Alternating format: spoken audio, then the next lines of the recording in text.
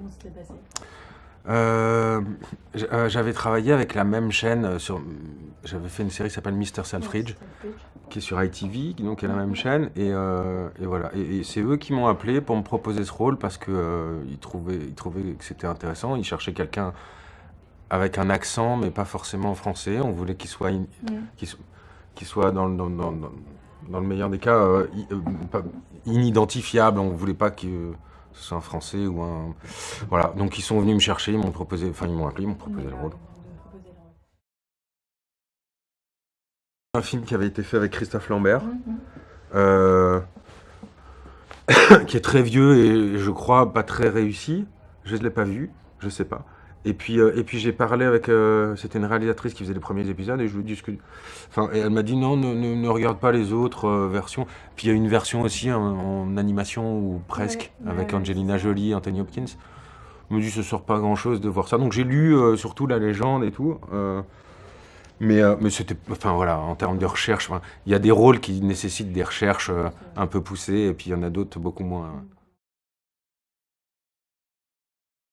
Alors je joue Razak, qui est un skin shifter, un change-peau, qui a 500 ans et qui est une créature qui peut prendre l'apparence humaine et qui est le prophète attendu par toutes les races de monstres qui existent dans ce monde, dans les Shieldlands. Qui est le prophète qu'ils attendent depuis le début, qui va soulever les armées contre les humains. Voilà. Et il apparaît enfin, il arrive sous cette apparence-là, en se faisant passer pour quelqu'un d'autre. Et c'est un personnage très sournois qui est un vrai méchant très très puissant, dans le sens où il peut tuer qui il veut quand il veut. Il est très respecté, très craint. Il fait partie donc de cette race de monstres qui s'appelle les Skin Shifters, qui est un peu le haut de la chaîne dans toutes ces. Enfin voilà. C'est un vrai méchant, quoi. Un vrai méchant. Mm. Question intéressante, dis donc. Eh ben, mais je me suis posé la question. Ben, c'est passionnant. Ben, j'ai crié, figurez-vous. Vraiment. J'ai Ah, ça, crié. C'est quand même un bon délire de pouvoir crier comme Ouais. ça. C'est, Ça fait du bien. ben, j'ai crié. On me demandait de crier, j'ai crié. D'accord. Voilà. Donc, c'est le son de votre voix. Non, c'est je sûr. crois que c'est pas le son de ma voix. Ils ont changé.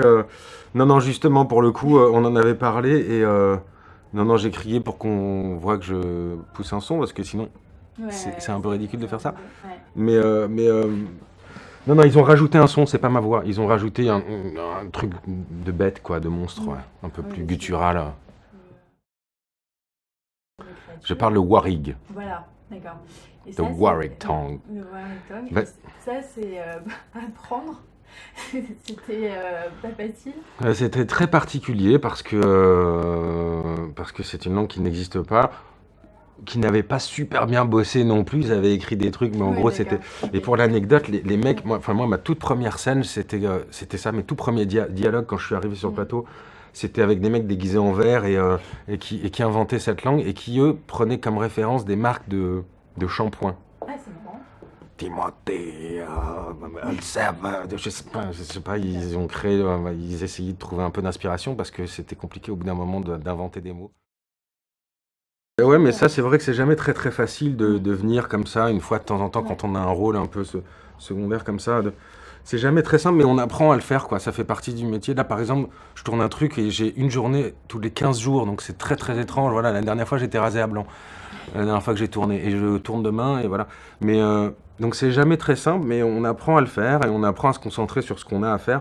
Et parfois, c'est même bénéfique, voilà, de pas être distrait, de pas être devenu copain avec tout le monde et tout, et juste d'arriver de se concentrer sur son travail, c'est parfois aussi pas mal. Mais là, en l'occurrence, là, je dois dire mon premier jour, première scène en anglais, et puis un peu Warrig, et avec des mecs déguisés en vert qui me jouaient comme ça, c'était très difficile de garder son sérieux. Oui, c'était du coup la. Ça sur des grands écrans verts, bah, c'est marrant, hein, moi ça me plaît bien. Enfin, si je l'avais fait un peu sur World War Z, il y en avait eu un peu des trucs comme ça et tout, mais là j'ai eu des vraies scènes où je m'adressais à un bout de scotch, quoi. Donc c'est. Moi ça me plaît bien, hein, moi ça me dérange pas plus que ça. C'est-à-dire que ça permet de se créer un univers intérieur, d'imaginer ce qu'on veut. On dit ça va être un géant qui va bouger à ce moment-là, qui va te faire ci et qui va.